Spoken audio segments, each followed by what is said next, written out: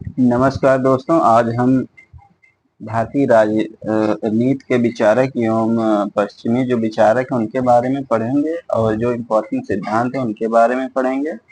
चलिए शुरू करते हैं। पहले मनु के बारे में हम पढ़ते हैं। मनु से कुछ क्वेश्चन है जो इम्पोर्टेंट है, जो प्रीवियस ईयर कुछ आए हैं उन्हीं को हमने लिया है। आप लोगों को पसंद आएगा और स्लाइड बनाया जाएगा। चलिए शुरू करते हैं। पहला क्वेश्चन हम देखेंगे कि किस हिंदू शास्त्र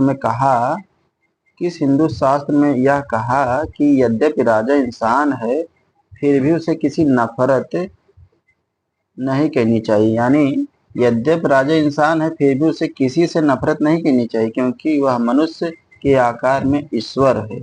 यह मनुस्मृति में उल्लेख किया गया है। यह हिंदू शास्त्र मनुस्मृति में कहा गया है कि यद्यपि राजा इंसान है फिर भी उसे किसी से नफरत नहीं करनी चाहिए। और अगला हम देखेंगे सबसे पुरानी स्मृति कौन है। मनुस्मृति है। और मनुस्मृति में कितने अध्याय हैं? 12 अध्याय हैं। क्वेश्चन नंबर 4 हम देखेंगे, मनु ने कौन सा सिद्धांत प्रतिपादित किया था? मंडल सिद्धांत का सप्तांग सिद्धांत। मंडल सिद्धांत का सप्तांग सिद्धांत प्रतिपादित किया था मनु ने। अगला हम क्वेश्चन देखेंगे। अगला क्वेश्चन है, राज्य के अंतर्गत यदि राजा चोरी का पता राजा यदि चोरी का पता लगवाने के में असमर्थ है तो उसके लिए वह पाप के समान है। राज्य के अंतर्गत राजा यदि चोरी का पता लगवाने में असमर्थ रहता है तो उसके लिए वह पाप है। यह कथन मनु का है। कौन सा राजधर्म का सिद्धांत का प्रतिपादक है?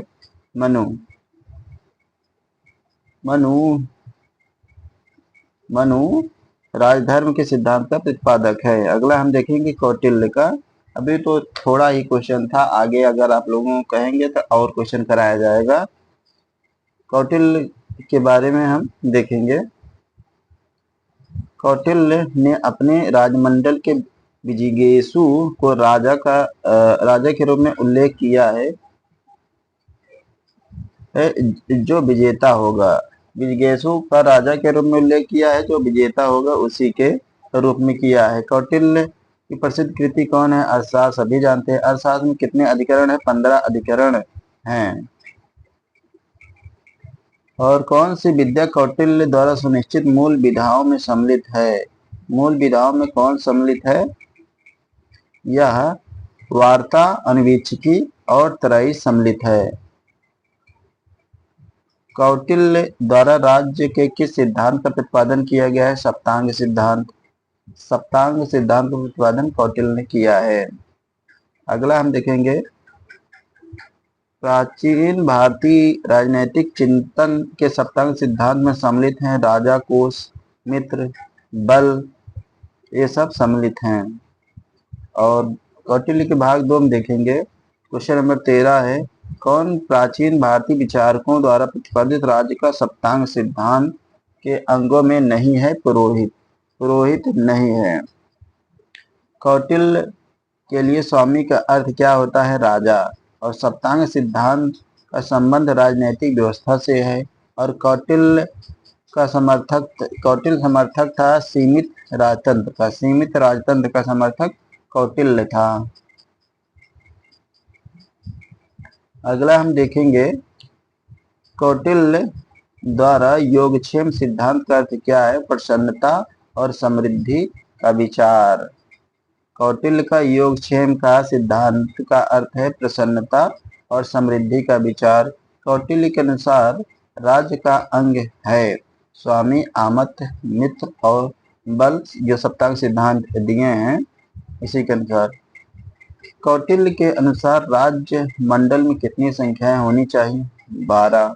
कौटिल्य का कौन सा सिद्धांत किससे संबंधित है? कौटिल्य का मंडल सिद्धांत किससे संबंधित है? विदेश नीति से मंडल सिद्धांत संबंधित है। और प्राचीन भारत का मैकियावेली किसे कहा जाता है? कौटिल्य को। प्राचीन भारत का मैकियावेली कौटिल्य को कहा जाता है। कौटिल्य के राजनीतिक विचार किस पश्चिमी विचारक से मेल खाते हैं? मैकियावेली से। मैकियावेली और कौटिल्य के राजनीतिक विचार मेल खाते हैं। अब गांधी जी से शुरू होगा। गांधी जी का राजनीतिक गुरु किसे माना है? गोपाल कृष्ण गोखले जी को। और दक्षिण अफ्रीका में महात्मा गांधी का आश्रम का क्या नाम था? फिनिक्स आश्रम था, जो दक्षिण अफ्रीका में स्थित है। ट्रस्टीशिप यानी प्रन्यास का सिद्धांत का प्रतिपादन किसने किया था? गांधी जी ने। गांधी दर्शन में समाजवाद का विकल्प क्या है? न्यासधारिता, प्रन्यास। और निम्नलिखित में से गांधी से संबंधित है न्यास्त्या और नई तालीम, हिजरत, सर्वोदय। ये मिलान के लिए क्वेश्चन आया था। और किसने कहा कि आधुनिक सभ्यता 4 दिन की चांदनी है? 4 दिन की चांदनी है, यह किसने कहा था? गांधी जी ने। गांधीवादी विचारों में कौन से संघर्ष प्रमुखता से अभिव्यक्त होते हैं? श्रम और पूंजी, काश्तकार, भूस्वामी और ब्राह्मण और दलित संघर्ष। अगला हम क्वेश्चन नंबर 30 देखेंगे। महात्मा गांधी ने किस पर विश्वास किया था? साधनों की विशुद्धता पर। साधनों की विशुद्धता पर गांधी जी ने विश्वास किया था। अगला हम क्वेश्चन देखेंगे।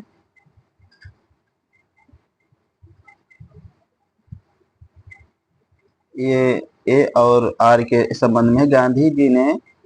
गांधी अपवित्र साधनों का प्रयोग के विरुद्ध थे। कारण उनके अनुसार अपवित्र साधन पवित्र उद्देश्यों की प्राप्ति में सहायता नहीं करते हैं। ये दोनों सही व्याख्या कर रहे हैं। अगला हम क्वेश्चन देखेंगे। जो नैतिक दृष्टिकोण से गलत है वह राजनीतिक रूप से कभी सही नहीं हो सकता है। जो नैतिक दृष्टिकोण से गलत है वह राजनीतिक रूप से कभी सही नहीं हो सकता है। महात्मा गांधी का यह कथन है। 1936 में किसने कहा? गांधी वह जैसी कोई चीज नहीं है, महात्मा गांधी ने। परमात्मा सत्य है और सत्य ही परमात्मा है, यह कथन किसका है? गांधी जी का। गांधी ने अपने विचारों को किस आधार पर प्रकट किया था? प्रयोग के आधार पर। किसने सत्याग्रह को अपनाया था? गांधी जी ने। अगला क्वेश्चन हम देखेंगे। गांधी जी और एवं अन्य विचारक हैं। महात्मा गांधी ने सत्याग्रह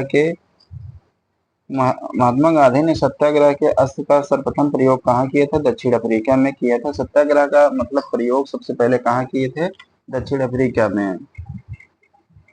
गांधी के सिद्धांतों के अनुसार सही है सत्याग्रही सत्र अहिंसा। सत्याग्रही को संकल्प दृढ़ विश्वास होना चाहिए और विरोधियों के प्रति द्वेष भाव नहीं रखना चाहिए। गांधी जी का यह कथन था।